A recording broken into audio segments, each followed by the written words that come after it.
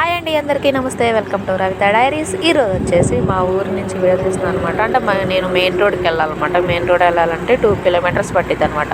So నేను first video తీసింది అది మా ఊరు కాలువ అనమాట, బట్టలు కదా అది అనమాట.